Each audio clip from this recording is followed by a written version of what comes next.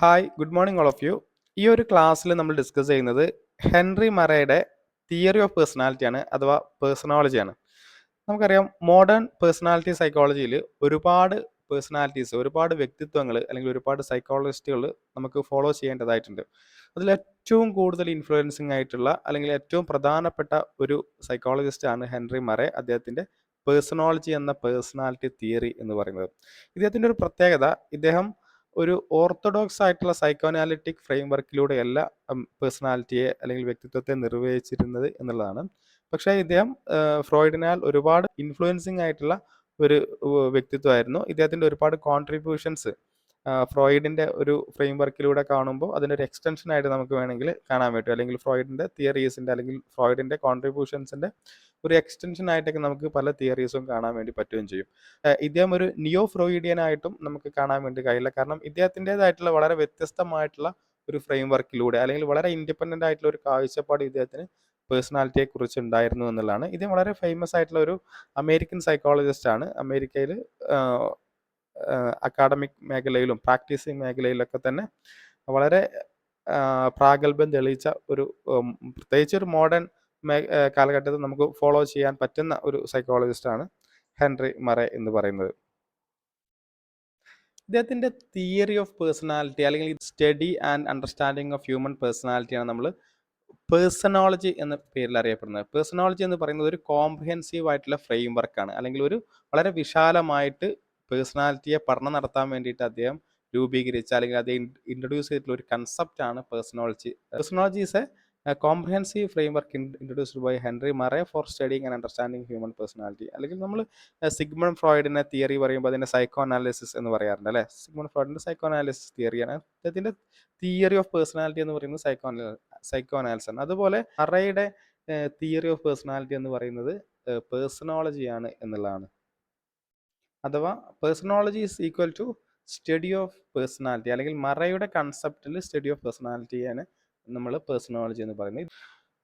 മറയുടെ പേഴ്സണോളജി അല്ലെങ്കിൽ theory of personality എന്ന് പറയുന്നത് കൂടുതൽ എംഫസൈസ് ചെയ്തിട്ടുണ്ടായിരുന്നത് ഡൈനാമിക് ആൻഡ് ഇൻറ്റിഗ്രേറ്റീവ് നേച്ചർ ഓഫ് പേഴ്സണാലിറ്റിക്ക് ആയിരുന്നു എന്നുള്ളതാണ്. അഥവാ അദ്ദേഹത്തിൻ്റെ അടിസ്ഥാനത്തിൽ പേഴ്സണാലിറ്റി എന്ന് പറയുന്നത് വളരെ സ്റ്റാറ്റിക് ആയിട്ട് അല്ലെങ്കിൽ വളരെ സ്റ്റേബിൾ ആയിട്ട് അല്ലെങ്കിൽ വളരെ സ്ഥായി ആയിട്ട് നിൽക്കുന്ന ഒന്നല്ല. അത് നമ്മുടെ ഇൻഡിവിജ്വൽസിൻ്റെ നീഡ്സിനനുസരിച്ചും ഒരു വ്യക്തിക്ക് ഉണ്ടാകുന്ന ആവശ്യങ്ങൾ അല്ലെങ്കിൽ ഒരു വ്യക്തിയിൽ ഉണ്ടാക്കുന്ന അറൗഷലുകൾ അല്ലെങ്കിൽ ഒരാളിൽ ഉണ്ടാക്കുന്ന ആക്ടിവിറ്റീസുകൾ അല്ലെങ്കിൽ മോട്ടിവേറ്റിംഗ് ഫോഴ്സുകൾ ഉണ്ടാവും. ഇത്തരം മോട്ടിവേറ്റിംഗ് ഫോഴ്സുകൾക്കും ഒപ്പം തന്നെ എൻവയോൺമെൻറ്റൽ ആയിട്ടുള്ള ഫാക്ടേഴ്സ്, നമ്മൾ ജീവിക്കുന്ന ചുറ്റുപാടനുസരിച്ചൊക്കെ തന്നെ അല്ലെങ്കിൽ ചുറ്റുപാടനുസരിച്ചും നമ്മുടെ ഒരു ഇൻഡിവിജ്വൽസിൻ്റെ അല്ലെങ്കിൽ ഉള്ളിൽ നിന്ന് വരുന്ന ഇന്റേണൽ ആൻഡ് എക്സ്റ്റേണൽ, അതാണ് അദ്ദേഹം ഉദ്ദേശിച്ചത്. ഇന്റേണൽ ആൻഡ് എക്സ്റ്റേണൽ ആയിട്ടുള്ള ഫാക്ടേഴ്സിൻ്റെ അടിസ്ഥാനത്തിലൊക്കെ അല്ലെങ്കിൽ ഇതിൻ്റെ ഒരു ഇൻറ്ററാക്ഷൻസ് ആണ് ഒരാളിൽ മാനിഫെസ്റ്റ് ചെയ്യുന്ന പേഴ്സണാലിറ്റി എന്ന് പറയുന്നത്. അത് വളരെ ഡൈനാമിക് ആണ്. അഥവാ വ്യക്തിക്ക് ഉണ്ടാകുന്ന എത്രത്തോളം ആ നീഡ്സിന് നമുക്ക് സാറ്റിസ്ഫൈ ചെയ്യാൻ പറ്റി, എത്രത്തോളം ആ നീഡ് നമ്മളിൽ ആക്ടിവേഷൻ ആക്കുന്നുണ്ട് അല്ലെങ്കിൽ എത്രത്തോളം നമ്മൾ മോട്ടിവേറ്റ് ആക്കുന്നുണ്ട് ഒരു പ്രവൃത്തി ചെയ്യാൻ വേണ്ടിയിട്ട്. ഒപ്പം തന്നെ എന്തൊക്കെ ഫാക്ടേഴ്സാണ്, എൻവയോൺമെൻറ്റൽ ഫാക്ടേഴ്സ് അതിനെ സ്വാധീനിക്കുന്നുണ്ട്. ഇങ്ങനെ ഒരുപാട് ഫാക്ടേഴ്സിൻ്റെ ഇൻ്ററാക്ഷൻസ് ആണ് ഒരു വ്യക്തിയിലുള്ള പേഴ്സണാലിറ്റി ഡെവലപ്മെൻറ്റ് എന്ന് പറയുന്നത്. അത് ഏതെങ്കിലും പേഴ്സണാലിറ്റി ഡെവലപ്മെൻറ്റ് ഏതെങ്കിലും ഒരു സമയത്ത് നടക്കുന്നതല്ല എന്നും അദ്ദേഹം പറഞ്ഞു വെക്കുകയുണ്ടായി. അത് ഒരു വ്യക്തിയുടെ ലൈഫ് സ്പാൻ ഡെവലപ്മെൻറ്റിൽ എപ്പോഴും സംഭവിച്ചുകൊണ്ടിരിക്കുന്നതാണ്. ഏതെങ്കിലും ഒരു ലൈഫ് സ്പാൻ പീരിയഡിൽ മാത്രം ഡോമിനേറ്റ് ചെയ്യുന്നതല്ല ഒരു വ്യക്തിത്വ ഡെവലപ്മെൻറ്റ് അല്ലെങ്കിൽ പേഴ്സണോളജി എന്ന് പറയുന്നത് എന്നുള്ളതാണ്. അപ്പം വളരെ ഹോളിസ്റ്റിക് ആയിട്ടുള്ള വളരെ കോണ്ടെക്സ്ച്വൽ ആയിട്ടുള്ള അണ്ടർസ്റ്റാൻഡിങ് ആയിരുന്നു അദ്ദേഹത്തിൻ്റെ തിയറി ഓഫ് പേഴ്സണാലിറ്റി.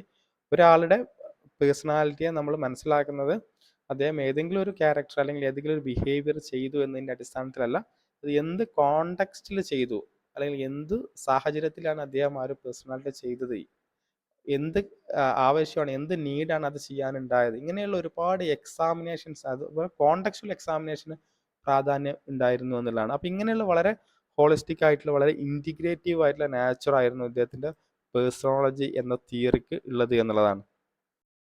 നമ്മൾ മനസ്സിലാക്കേണ്ടത് പേഴ്സണോളജി എന്ന് പറയുന്നത് അദ്ദേഹത്തിൻ്റെ തിയറി ഓഫ് പേഴ്സണാലിറ്റിയാണ്. തിയറി ഓഫ് പേഴ്സണാലിറ്റിയാണ് നമ്മൾ പേഴ്സണോളജി എന്നാണ് അറിയപ്പെടുന്നത്. അദ്ദേഹത്തിൻ്റെ പേഴ്സണോളജി എന്ന് പറയുന്നത് ഡൈനാമിക് ആൻഡ് ഇൻറ്റിഗ്രേറ്റീവ് നേച്ചർ ഓഫ് പേഴ്സണാലിറ്റിക്കായിരുന്നു കൂടുതൽ പ്രാധാന്യം കൊടുത്തിട്ടുണ്ടായിരുന്നത്. ഒപ്പം തന്നെ അത് കാണിക്കുന്നത് തന്നെ ഒരു ഹോളിസ്റ്റിക് ആയിട്ടുള്ള വ്യൂ പോയിന്റ് ആണ്. ഇൻഡിവിജ്വൽ ആയിട്ടുള്ള നീഡ്സ് അഥവാ ഇന്റേണൽ ആൻഡ് എക്സ്റ്റേണൽ ഫാക്ടേഴ്സ് ആണ് ഒരു പേഴ്സണാലിറ്റി ഡെവലപ്പ് ചെയ്യുന്നതിൽ പ്രധാനപ്പെട്ട പങ്ക് വഹിക്കുന്നത് എന്നുള്ളതാണ്. അപ്പോൾ തന്നെ പേഴ്സണാലിറ്റി ഡെവലപ്മെൻറ്റ് നടക്കുന്നത് ഓവർ ടൈം ആണ്, ഏതെങ്കിലും ഒരു സമയത്ത് മാത്രമല്ല എന്നുള്ളതാണ് ഒരു വ്യക്തിയുടെ പൂർണ്ണമായിട്ട് അല്ലെങ്കിൽ ഒരു വ്യക്തിത്വത്തെ നമ്മൾ മനസ്സിലാക്കാൻ ചെയ്യേണ്ടത് ഒരു കോണ്ടെക്സ്റ്റുവൽ എക്സാമിനേഷൻ അല്ലെങ്കിൽ ഹോളിസ്റ്റിക് ആൻഡ് കോണ്ടെക്സ്റ്റുവൽ എക്സാമിനേഷൻ ആണ്. ഒരു വ്യക്തിയിൽ വളരെ യുണീക്ക് ആയിട്ടുള്ള ലൈഫ് എക്സ്പീരിയൻസ് ആണ് ഓരോ വ്യക്തികൾക്ക് ഉണ്ടാകുന്നത്. അപ്പോൾ അദ്ദേഹം ആ കാണിക്കുന്ന ആ ഒരു ആ ബിഹേവിയർ സംഭവിക്കാനുണ്ടാകുന്ന ചുറ്റുപാടുകളെ കുറിച്ചും ഒപ്പം തന്നെ ഇൻഡിവിജ്വൽ നീഡ്സിനെ കുറിച്ചും അല്ലെങ്കിൽ അതിനെ മോട്ടിവേറ്റിംഗ് ആയിട്ടുള്ള ഇന്റേണൽ ഫാക്ടേഴ്സിനെ കുറിച്ചും നമ്മൾ മനസ്സിലാക്കുന്നതിലൂടെ മാത്രമേ ഒരാളുടെ പേഴ്സണോളജി അല്ലെങ്കിൽ ഒരാളുടെ തിയറി ഓഫ് പേഴ്സണാലിറ്റി നമുക്ക് നിർവചിക്കാൻ വേണ്ടി പറ്റുള്ളൂ എന്നുള്ളതാണ് അദ്ദേഹം പറഞ്ഞിട്ടുണ്ടായിരുന്നത്. നെക്സ്റ്റ് നമ്മൾ ഡിസ്കസ് ചെയ്യാൻ പോകുന്നത് പ്രിൻസിപ്പിൾസ് ഓഫ് പേഴ്സണോളജി അല്ലെങ്കിൽ അദ്ദേഹത്തിൻ്റെ തിയറി ഓഫ് പേഴ്സണാലിറ്റിയുടെ ചില ബേസിക് അസംഷൻസുകളാണ്. അതിൽ ഏറ്റവും പ്രധാനപ്പെട്ട ഒന്നാണ് ബ്രെയിൻ സെൻട്രിക് പേഴ്സണാലിറ്റി അപ്രോച്ച് എന്ന് പറയുന്നത്. ഇത് ഞാൻ പറഞ്ഞിട്ടുണ്ടായിരുന്നത് personality is rooted in the brain എന്നുള്ളതാണ്. കാരണം നമ്മുടെ ഇമോഷൻസ്, നമ്മുടെ മോട്ടിവേഷൻസ്, നമ്മുടെ മെമ്മറി, നമ്മുടെ വാല്യൂ, നമ്മുടെ ബിലീഫ്, നമ്മുടെ കോൺഷ്യസ്നെസ്, ഇങ്ങനെയുള്ള എല്ലാ നമ്മുടെ എക്സ്പീരിയൻസുകളെയും നമ്മൾ ഫോക്കസ് ചെയ്യുമ്പോൾ അതൊക്കെ തന്നെ നമ്മുടെ ബ്രെയിനിലാണ് റൂട്ട് ചെയ്യുന്നത്, അല്ലേ?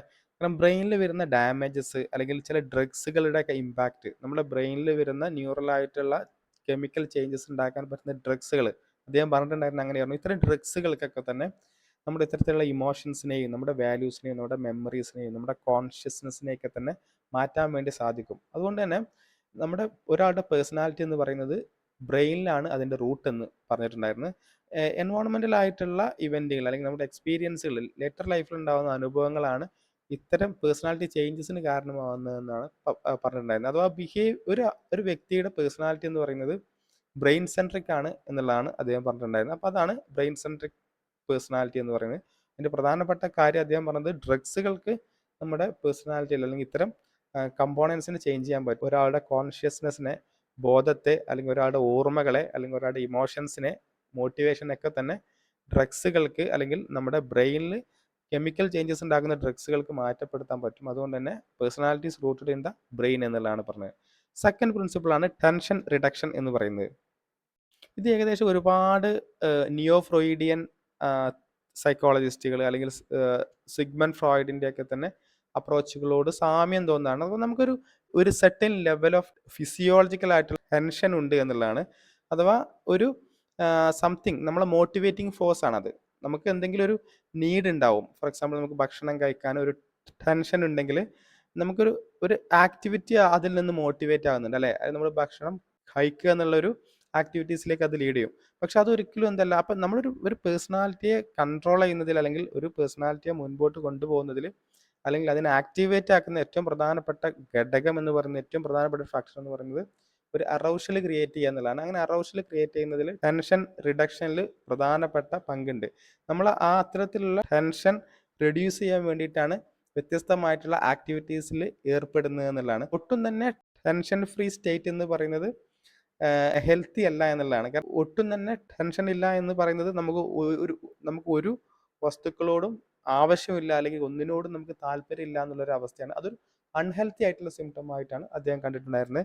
അപ്പം നമുക്ക് എന്തിനോടെങ്കിലും ഒരു സെർട്ടൻ ലെവൽ ഓഫ് ടെൻഷൻ നമ്മുടെ ഒരു ഹെൽത്തി പേഴ്സണാലിറ്റിക്ക് എപ്പോഴും വേണമെന്നുള്ളതാണ്. അതാണ് നമ്മൾ ഉയർച്ചയിലേക്ക് എത്തിക്കുന്നത്, അല്ലെങ്കിൽ നമുക്ക് കൂടുതൽ മോട്ടിവേറ്റിംഗ് ഫോഴ്സ് ആയിട്ട് നിലനിൽക്കുന്നത്, അല്ലെങ്കിൽ നമ്മൾ കൂടുതൽ എൻഗേജ് ആകുന്നത്, നമ്മൾ കൂടുതൽ ക്യൂരിയസ് ആവുന്നത് ടെൻഷൻ റെഡ്യൂസ് ചെയ്യാൻ വേണ്ടിയിട്ടാണ്, അല്ലെങ്കിൽ ആ ഒരു ആഗ്രഹത്തെ പൂർത്തീകരിക്കാൻ വേണ്ടിയിട്ടാണ്. അപ്പോൾ അത് അദ്ദേഹത്തിൻ്റെ പ്രധാനപ്പെട്ട ഒരു കൺസെപ്റ്റായിട്ട് ടെൻഷൻ റിഡക്ഷനെ കുറിച്ച് പറയാം എന്നുള്ളതാണ്. ഇദ്ദേഹം പറയുന്നത് എല്ലാ ക്രിയേറ്റീവ് ആയിട്ടുള്ള അല്ലെങ്കിൽ കുറെ കൂടി ഇന്നോവേറ്റീവ് ആയിട്ടുള്ള ഐഡിയാസുകൾക്കും പുറകിൽ എന്ന് പറയുന്നത് ഇത്തരം ക്യൂരിയോസിറ്റികളാണ് എന്നുള്ളതാണ്. അല്ലെങ്കിൽ ആ ക്യൂരിയോസിറ്റി കുറക്കാൻ വേണ്ടിയിട്ടാണ് നമ്മൾ ചെയ്യുന്നത്, അല്ലെങ്കിൽ ആ ക്യൂരിയോസിറ്റി ഓപ്പൺ അപ്പ് ചെയ്യാൻ വേണ്ടിയിട്ട് നമ്മൾ അതിനെക്കുറിച്ച് മനസ്സിലാക്കിയിട്ട് ടെൻഷൻ റെഡ്യൂസ് ചെയ്യുക എന്നുള്ളത് നമുക്കൊരു ബേസിക് ഒരു പേഴ്സണാലിറ്റിയുടെ പ്രധാനപ്പെട്ട ഒരു പ്രിൻസിപ്പിളാണ്. ഒരു സെർട്ടൻ ലെവൽ ഓഫ് ടെൻഷൻ എന്ന് പറയുന്നത് ഒരു ക്യൂരിയസ് പേഴ്സണാലിറ്റിക്ക് അല്ലെങ്കിൽ ഒരു ഹെൽത്തി പേഴ്സണാലിറ്റിക്ക് ഇമ്പോർട്ടൻ്റ് ആണ് എന്നുള്ളതാണ് അദ്ദേഹം പറഞ്ഞു വെച്ചിട്ടുണ്ടായിരുന്നത്. മറ്റൊരു പ്രധാനപ്പെട്ട പ്രിൻസിപ്പിളാണ് ഡൈനാമിക് ഇൻ്ററാക്ഷൻ എന്ന് പറയുന്നത്. നേരത്തെ പറഞ്ഞ പോലെ നമ്മുടെ പേഴ്സണാലിറ്റി ഇൻഫ്ലുവൻസ് ചെയ്യുന്നത് നമ്മുടെ നീഡ്സ് എന്ന് പറയുന്നത് ഇൻഡിവിജ്വൽ ആയിട്ടുള്ള നീഡ്സ്, ഒരു വ്യക്തി അഥവാ ഇന്റേണൽ ഫാക്ടേഴ്സും ഒപ്പം തന്നെ എൻവോൺമെൻറ്റലാണ് എന്നുള്ളതാണ്. അഥവാ ഇന്റേണൽ ആയിട്ടുള്ള മോട്ടിവേറ്റിംഗ് ഫോഴ്സുകൾ അല്ലെങ്കിൽ ഇന്റേണൽ ആയിട്ടുള്ള മോട്ടിവേറ്റേഴ്സും ഒപ്പം തന്നെ എൻവയോൺമെൻറ്റൽ പ്രഷർ എന്ന് പറയുന്നത് അല്ലെങ്കിൽ എക്സ്റ്റേണൽ ആയിട്ടുള്ള സ്റ്റിമുലസുകളുമാണ്. ഈ രണ്ടിൻ്റെയും ഒരു ഡൈനാമിക് ഇൻറ്ററാക്ഷനാണ് ടോട്ടാലിറ്റി ഓഫ് പേഴ്സണാലിറ്റി എന്ന് പറയുന്നത്. ഇദ്ദേഹം ഇന്റേണൽ ആയിട്ടുള്ള ഇത്തരം ഫോഴ്സുകളെയാണ് നമ്മൾ നീഡ് എന്ന് വിളിക്കുന്നത്. എക്സ്റ്റേണൽ ആയിട്ടുള്ള ഇത്തരം സിറ്റുവേഷൻസിനെയാണ് പ്രസ് എന്ന് വിളിക്കുന്നത്. ടോട്ടാലിറ്റി ഓഫ് പേഴ്സണാലിറ്റി എന്ന് പറയുന്നത് interaction between need and press ആണ് എന്നുള്ളതാണ് നമുക്ക് പറയാൻ പറ്റുന്നത്. മറ്റൊരു പ്രധാനപ്പെട്ട പ്രിൻസിപ്പിളാണ് ലോങ്ജിറ്റ്യൂഡിനൽ പേഴ്സ്പെക്റ്റീവ് എന്ന് പറയുന്നത്. പേഴ്സണാലിറ്റി നമ്മൾ നേരത്തെ പറഞ്ഞിട്ടുണ്ടായിരുന്നു, ഏതെങ്കിലും ഒരു ലൈഫ് സ്പാൻ്റെ സമയത്ത് നടക്കുന്നതല്ല പേഴ്സണാലിറ്റി എന്ന് പറയുന്നത്. ഇതൊരു ലോങ്ജിറ്റ്യൂഡിനൽ പേഴ്സ്പെക്റ്റീവ് ആണെന്ന് പറഞ്ഞിട്ടുണ്ടായിരുന്നു. അപ്പോൾ അതന്നെ അർത്ഥമാക്കുന്നത് നമ്മൾ ഒരു സമയത്ത് നടത്തുന്ന പഠനം അല്ലെങ്കിൽ ഒരു സ്റ്റഡി അല്ലെങ്കിൽ അണ്ടർസ്റ്റാൻഡിങ് എന്ന് പറയുന്നത് ഒരു പേഴ്സണാലിറ്റിയെ ഇൻകംപ്ലീറ്റ് ആയിട്ടുള്ള ഒരു അസംഷനിലേക്ക് നമ്മളെ കൊണ്ടെത്തിക്കും എന്നുള്ളതാണ്. ഒരു വ്യക്തിയുടെ പേഴ്സണാലിറ്റിയെ കുറിച്ച് നമുക്ക് പഠിക്കണമെന്നുണ്ടെങ്കിൽ ഓവർ ടൈം ആയിട്ട് അല്ലെങ്കിൽ കുറേ സമയം പഠിക്കണമെന്നുള്ളതാണ്. ലോങ്ജിറ്റ്യൂഡിനൽ സ്റ്റഡി എന്ന് പറയുന്നത് തന്നെ അതാണല്ലോ.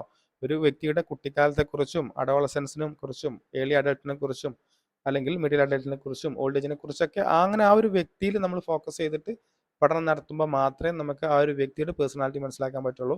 ഏതെങ്കിലും ഒരു ലൈഫ് സ്പാൻ അല്ലെങ്കിൽ ഏതെങ്കിലും ഒരു സെർട്ടൻ ടൈം പീരിയഡിൽ ചെയ്യുന്ന ഒരു കാര്യം ഒരു ക്യാരക്ടർ വെച്ചിട്ട് നമുക്ക് ഒരിക്കലും ഒരു വ്യക്തിയെ ഫുള്ളി മനസ്സിലാക്കാൻ വേണ്ടി കഴിയില്ല. അതുകൊണ്ട് ഒരു ലോങ്ജിറ്റ്യൂഡിനൽ പേഴ്സ്പെക്റ്റീവ് ആയിരുന്നു അദ്ദേഹത്തിൻ്റെ സ്റ്റഡിക്ക് എന്ന് പറയുന്നത്. അതുപോലെ തന്നെ ഇഡിയോഗ്രാഫിക് ആൻഡ് നൊമോത്തറ്റിക്കൽ അപ്രോച്ച് രണ്ട് പ്രധാനപ്പെട്ട പേഴ്സണാലിറ്റി അപ്രോച്ചുകളാണ്. ഇഡിയോഗ്രാഫിക് അപ്രോച്ച് എന്ന് പറയുന്നത് ഓരോ വ്യക്തികളും യുണീക്കാണ്. അതുകൊണ്ട് തന്നെ നമുക്ക് ഒരിക്കലും ഒരു വ്യക്തിയുടെ ഫൈൻഡിങ്സ് അല്ലെങ്കിൽ ഒരു വ്യക്തിയെ കുറിച്ചിട്ടുള്ള കണ്ടെത്തലുകൾ അസംഷൻസ് നമുക്ക് വേറൊരു വ്യക്തിയിൽ അപ്ലൈ ചെയ്യാൻ വേണ്ടി കഴിയില്ല എന്നുള്ളതാണ് ഇഡിയോഗ്രാഫിക് അപ്രോച്ച്. അഥവാ ഒരു വ്യക്തിയുടെ യുണീക്നെസ്സിന് പ്രാധാന്യം കൊടുക്കുന്ന അപ്രോച്ചാണ്. നൊമോത്തറ്റിക്കൽ അപ്രോച്ച് എന്ന് നേരെ ഓപ്പോസിറ്റ് ആണ്. നമുക്ക് ഏകദേശം എല്ലാ വ്യക്തികളും ഒരുപോലെയാണ്. ബേസിക് അസംഷൻസ് ഒക്കെ ഒന്നാണ്. അതുകൊണ്ട് തന്നെ നമുക്ക് ഒരു വ്യക്തിയിൽ വേണമെങ്കിൽ നമുക്ക് ജനറലൈസ് ചെയ്യാൻ പറ്റും എന്നുള്ളതാണ് നൊമോത്തറ്റിക് അപ്രോച്ച്.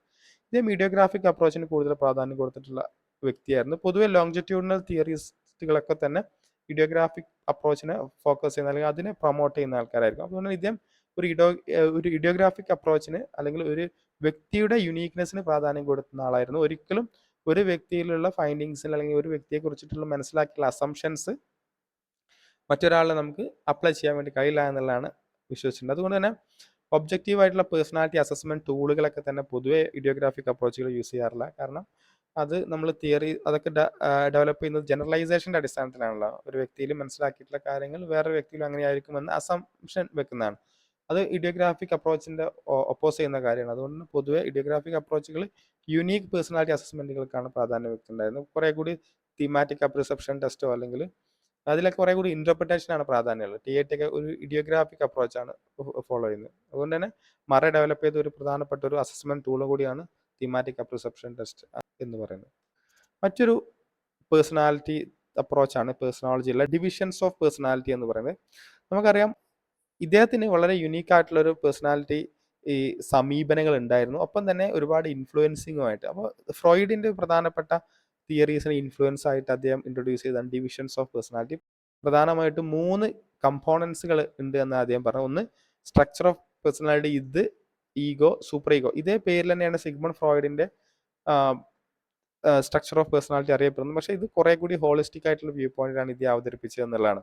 അതുകൊണ്ട് തന്നെ ഇത് കുറേ കൂടി സിഗ്മണ്ട് ഫ്രോയിഡിൽ നിന്നും വളരെ വ്യത്യസ്തമായിട്ട് വളരെ യുണീക്ക് ആയിട്ടുള്ള ഒരു കാഴ്ചപ്പാടാണ് ഇദ്ദേഹത്തിൻ്റെ സ്ട്രക്ചർ ഓഫ് പേഴ്സണാലിറ്റി എന്ന് പറയുന്നത്. അപ്പോൾ എന്താണ് ഇത്?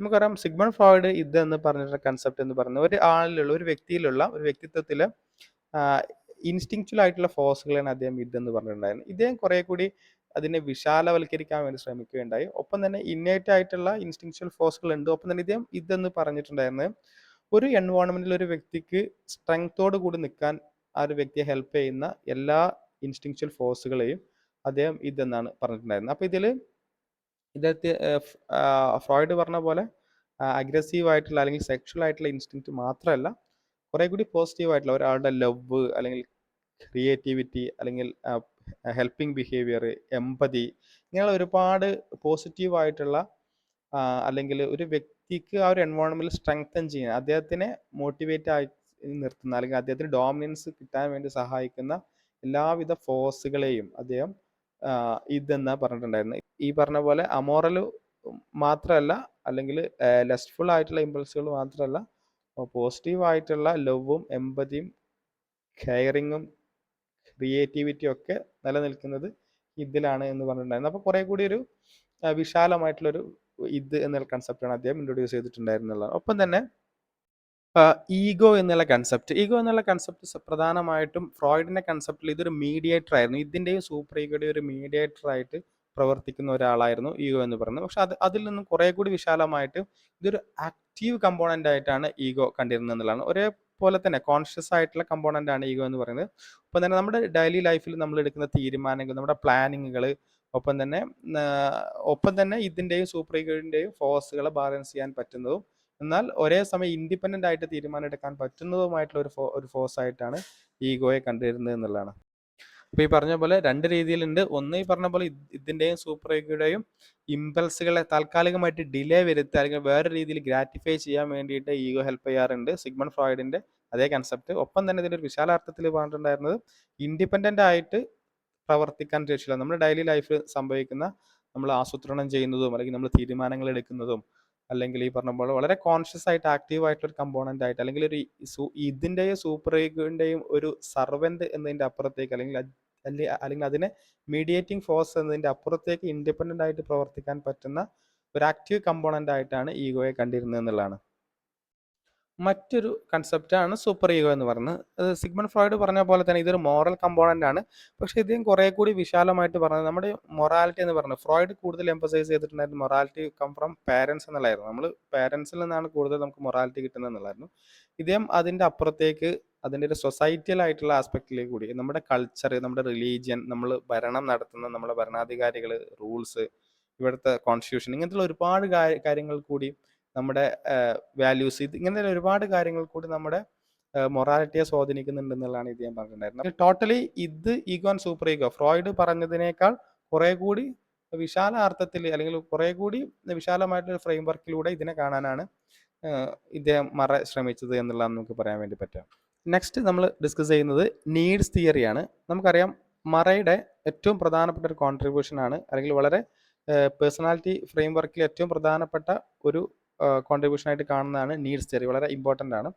അദ്ദേഹം നീഡ്സ് എന്ന് പറഞ്ഞിട്ടുണ്ടായിരുന്നത് needs R internal and physiological ആയിട്ടുള്ള ഫോഴ്സുകളാണ്. നമുക്ക് ഒരാളുടെ ബ്രെയിനിൽ റൂട്ടായിട്ടുള്ള അല്ലെങ്കിൽ എല്ലാ വ്യക്തിയിലും ബ്രെയിൻ റൂട്ടായിട്ടുള്ള ചില ഫിസിയോളജിക്കൽ ആയിട്ടുള്ള അല്ലെങ്കിൽ ഇന്റേണൽ ആയിട്ടുള്ള ഇത്തരം ഫോഴ്സുകളെയാണ് അദ്ദേഹം നീഡ്സ് എന്ന് പറഞ്ഞിട്ടുണ്ടായിരുന്നത്. ഇത്തരം നീഡ്സുകളാണ് നമ്മുടെ ഒരു ബിഹേവിയർ ഉണ്ടാക്കുന്നത് അല്ലെങ്കിൽ ഒരു ആക്ഷൻസ് ക്രിയേറ്റ് ചെയ്യുന്നത് ഇത്തരം നീഡ്സുകളാണ്. ഒപ്പം തന്നെ നേരത്തെ പറഞ്ഞിട്ടുണ്ട് ഒരാളിൽ ഇൻസ്റ്റിങ്ച്വലായിട്ട് ടെൻഷൻ റിഡക്ഷൻ എന്ന് പറഞ്ഞിട്ടുള്ള ഒരു മെക്കാനിസം ഉണ്ട്. അതിനെ ഹെൽപ്പ് ചെയ്യുന്നതും നീഡ്സുകളാണ് എന്നുള്ളതാണ്. ഫോർ എക്സാമ്പിൾ അദ്ദേഹം പറഞ്ഞ പോലെ നമുക്കൊരു ഭക്ഷണം കഴിക്കാനുള്ള ഒരു നീഡ് ഉണ്ടെങ്കിലും അത് ഭക്ഷണം കഴിക്കാനുള്ള നീഡ് എന്ന് പറഞ്ഞാൽ പ്യൂർലി ഫിസിയോളജിക്കലാണ് അല്ലെങ്കിൽ ബ്രെയിൻ റൂട്ടഡ് ആണ്. ബ്രെയിനാണ് അത്തരം നീഡ്സിനെ ക്രിയേറ്റ് ചെയ്യുന്നത്. അത്തരം ഫോഴ്സാണ് നമുക്ക് ഭക്ഷണം കഴിക്കുക എന്നുള്ളൊരു ബിഹേവിയർ അല്ലെങ്കിൽ ആ ഒരു ബിഹേവിയറിലേക്ക് നമ്മൾ ഡയറക്റ്റ് ചെയ്യുന്നത് അല്ലെങ്കിൽ അപ്പോൾ അഥവാ ഒരു ആക്ഷൻസ് നമ്മൾ ഉണ്ടാക്കുന്ന ബയോളജിക്കലി റൂട്ടഡ് ആയിട്ടുള്ള ഫോഴ്സുകളാണ് നീഡ്സ് എന്ന് പറയുന്നത്. ഇത്തരം നീഡ്സുകളിലൂടെ നമുക്ക് എന്ത് ചെയ്യാൻ പറ്റും? ആ ബിഹേവിയർ ചെയ്യുന്നതിലൂടെ അല്ലെങ്കിൽ ആ ഒരു ആക്ഷനെ നമ്മൾ മെയിൻറ്റെയിൻ ചെയ്യുന്നതിലൂടെ അല്ലെങ്കിൽ ആ ഒരു ആക്ഷനെ ഇനീഷ്യേറ്റ് ചെയ്യുന്നതിലൂടെ ടെൻഷൻ റെഡ്യൂസ് ചെയ്യാൻ പറ്റും. അത് വ്യക്തിയിൽ സാറ്റിസ്ഫാക്ഷൻ ക്രിയേറ്റ് ചെയ്യും.